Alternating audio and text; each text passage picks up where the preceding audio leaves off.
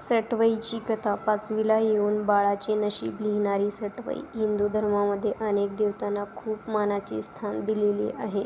पण काही देवता या केवळ एकदा वेळीच सन्मानाला पात्र ठरतात. एरवी त्यांचा उल्लेखही कुठे होत नाही. अशीच सर्वांचं दैव लिहिणारी पण स्वतः मात्र त्या सन्मानाला दुर्दैवी ठरलेली देवता म्हणजे सटवाई. सटवाई ही मूळ प्रकृतीच्या 6व्या अंगापासून प्रकट झाली म्हणून तिचं नाव षष्ठी. ती विष्णू मायारूपिणी आणि ब्रह्मदेवांची मानसकन्या आहे. तिला स्कंद कार्तिकेयाचा शक्ती मानतात. बाळाचं दैव लिहिणारी देवी म्हणून तिचा लौकिक आहे. मांजर हे तिचं वाहन आहे.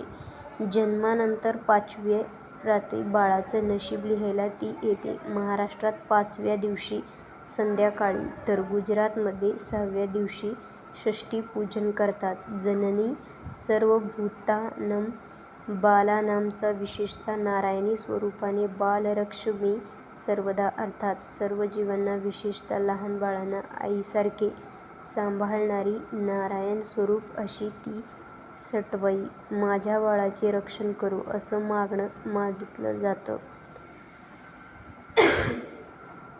त्यानंतर बाळ 6व्या महिन्याचं झालं की त्याला सटवाईच्या दर्शनाला नेतात.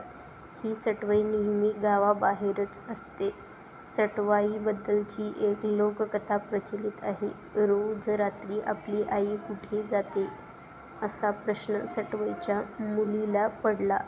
त्या आपल्या आईला याबाबत विचारते तेव्हा सटवाई तो विषय टाळते. परंतु मुलीच्या हट्टापुढे तिचा नाईलाज होतो. मी जन्मलेल्या मुलांचे भविष्य लिहिण्यासाठी जाते असं उत्तर ती आपल्या लेकीला देते. तू दुसऱ्याचे भविष्य लिहितेस मग माझे भविष्य काय? तिची लेक तिला विचारते. तेव्हा सटवाई ते पुन्हा टाळण्याचा प्रयत्न करूनही मुलगी मात्र ऐकत नाही.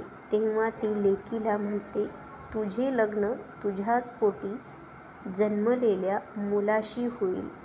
हे ऐकल्यावर तिच्या मुलीच्या पायाखालची जमीनच सरकते.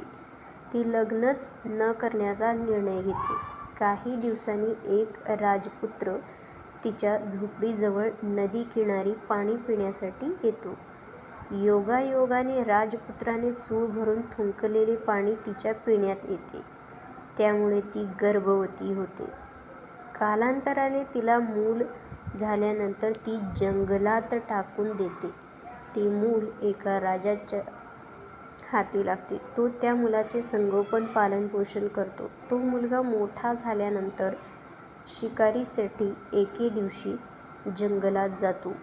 तिथे त्याला माहीत नसलेल्या त्याची आई भेटते. तो तिच्या प्रेमात पडतो.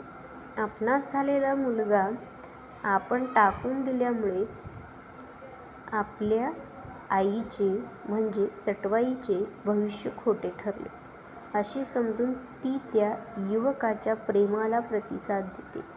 दोघांचे लग्न ठरते. परंतु मूल टाकताना तिच्या भोवती गुंडाळलेले कपडे युवकाने जपून ठेवलेले असते. ते कापड पाहिल्यावर ती समजते आपल्याच मुलाशी लग्न ठरले.